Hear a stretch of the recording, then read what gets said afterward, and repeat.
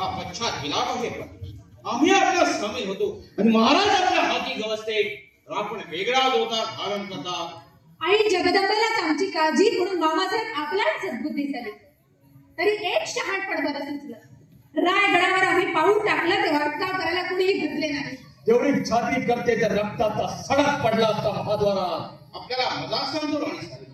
आम्ही रुद्राचा धारण केला तर पंथाने आमच्या लोटांवर घातला. काय नाही जाणून बुजून ती पावलं टाकली. त्यासाठी कोणा हात बांधायची आपली सवय नाही. तर नवत महाराज गेले. आमच्या इमानाची माती झाली. महाराज इतके आजारी झाले तरी पन्हाळ्यावर त्याची खबर नाही. हे तुमचे इमान.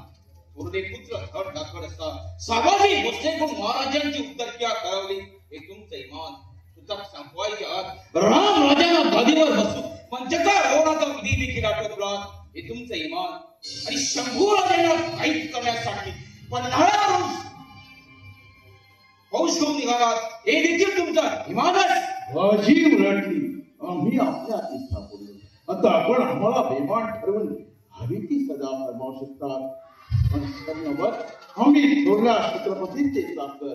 आमचं इमान त्यांच्या पायाशी घडला असेल तर तो आपला आहे, आमचा नव्हे. अण्णाजी, थोरले महाराज इतके दुःखदायी झाले आणि त्यातच त्यांचा अंत झाला.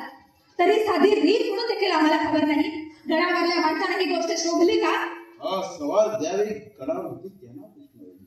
महाराज निवडले त्यावेळी आम्ही रायगडच्या पंच प्रसिद्धीचे महाराज दुःखदायी झाले त्यावेळी तुम्ही त्यांच्या जवळच होता. माफ करा सरनोबत. राजांना गडावर बोलून घेण्याविषयी पंतांनी महाराजांपाशी विषय काढला होता. पण महाराजांनी नको म्हटलं तर आम्ही सेवक तरी काय करणार. महाराजांनी नको म्हटलं. होय महाराज. अण्णाजी, प्रधान मंडळाचे आणि आमचे नातेबंध कधीच जोडले नाही. पण तरी देखील तुमच्याशी झगडा करायची आमची बिलकुल इच्छा नाही. फक्त आमच्या एकच सवालाचं उत्तर द्या. दौलतीचा कोणता निवाडा आबासाहेबांनी केला होता? निर्वाहनिराव करण्यापूर्वी महाराजांची शुद्ध गेली. मग दौलतीचा मनसुबा कोण पोचणार? झालं तर आम्ही तेच म्हणत होतो. मग रामराजांना गादीवर बसवण्याची कारवाई केवळ आपली होती असताना समजायचं का? त्याचं असं आहे. तुमच्या सवालाचं उत्तर द्यायची माझी तयारी. पण ते उत्तर घेण्याची राजांची तयारी का हे त्यांना असावा. राजांची नव्हे अण्णाजी, महाराजांची म्हणा. शब्द तोडून वापरा. छत्रपतीच्या गादीला वारस एक आणि राजा अभिषेक एकदाच. आम्हीला आमचे शब्द आम्ही तोडून माफून चालले आहे. जन्मभर चारी आम्हाला न्याय देखील दिला नाही. त्या प्रधान मंडळाकडून मान मराठाबाची आम्हाला बिलकुल अपेक्षा नाही. पण अण्णाजी, तुमचं कडू उत्तर ऐकण्यासाठी उत्सुक आहोत. तुमच्या जबाला इतकं ते चलाल असेल आम्हाला मुळीच वाटत नाही. तर मग ऐकावं लागेल. महाराज आजारी झाले त्या दिवशी आमची बोलणी झाली ती शेवट. त्यानंतर आमची भेट झाली नाही. प्रल्हाद महाराजांनी वारंवार पुसलं तरी शुद्ध दायित्व महाराजांनी आपला मान सोडला नाही. दौलतीची वाटली तर महाराजांना साफ नामंजूर होती. त्यांचा कर त्यांचा उडा कुणाकडे चुकता ते राजे आपले जाणतात. अण्णाजी, असे आड वाढणारे बोलू नका. आबासाहेबांचे शब्द हवेत आम्हाला. ही सांगतो. पंतराने आम्हाला महाराज बोलले, पोक्त विचारानं चिकल ते करा, पण राज्य निर्णायकी होणार नाही याची खबरदारी. म्हणून आपण हा पोक्त विचार केला. युवराजनी, यापूर्वी आम्ही जे म्हणत आलो ते आपल्याला किती कडू लागलं तरी आजही सर्वसमक्ष पुन्हा एकदा होतो.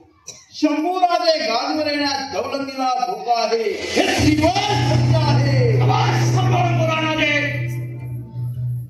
हमीरराव, अण्णाजीच्यावर राग करण्यात काहीच अर्थ नाही. आबासाहेबांनी निर्णय प्रधान मंडळाकडे सोपवला आणि प्रधान मंडळाने आपल्या मते योग्य तो सिलसिला केला. मामला साफ आहे. या गफलतीला कुठंच जागा नाही. थांबा, आमची खात्री पटत नाही. अण्णाजी, आपण सांगताय खरं कशावरून? अण्णाजी कडू बोलता युवराजनी, पण खोट कधी बोलले नाही. पंत त्या समय हजर होते. शिवाय ज्या बाजूने साक्ष देण्याखेरीज पंतनाचा गत्यंतर सोडले नाही. चंद्रासाठी आम्ही हट्ट घेतला, पण आम्हीच फाशी पडलो. आबासाहेबाच्या हृदयातला ताण आम्हाला कधीच कळाला नाही. बोलले पण मनात राखलं दुसरं. असा राग करायचा होता तर आम्हाला परत आणलंच कशासाठी? पण आम्ही म्हणतो नाही नाही, आता कोणी म्हणण्यासारखं काहीच बोललं नाही. ते जिंकायचं म्हणून आम्ही जिद्द धरली, त्यातच आम्ही आता चारी मुंड्याचीच चाललो. आता या दगड मातीच्या दौलतीला घेऊन आम्ही काय करू? आंबेराव, आमचा निश्चय ठरला. या क्षणी आम्ही रायगड सोडून जाणार. त्या राज्याच्या सीमा पार होणार. उभ्या हयातीत आबासाहेब आमच्या पायी झाले. तरी शंभूराजे पितृभक्त होते. हे समाधान निदान त्यांच्या तळमळणाऱ्या आत्म्याला लाभू दे. त्यांची अखेरची इच्छा आम्हाला शिरसावंद आहे.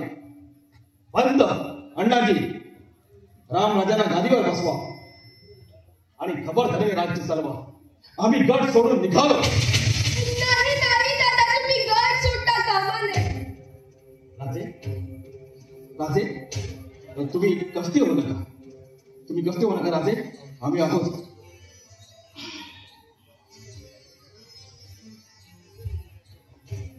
नाही नाही दादा, आम्हाला राज्य नको, दौलत नको, आम्हाला तुम्ही हवे आहात. दादा दादा, आम्हाला तुम्ही हवे आहात. असा वेळेपणा करू नका. आम्ही तुमच्या बरोबर कैक वेळा खेळ खेळलो, तेव्हा तुमचा हट्ट मानून आम्ही आम्ही घेत होतो. आता आमच्या शब्दाखातर हे राज्य तुम्ही घेतलं पाहिजे. आबासाहेबांची आज्ञा तुम्ही पण मानली पाहिजे राजे, तुम्ही पण मानली पाहिजे. पण आबासाहेबांनी अशी आज्ञा केलीच नव्हती. मला ठाऊक नाही राजे. दादा, तुम्हाला ठाऊक नाही ते आम्हाला ठाऊक आहे. दादा दादा, बघा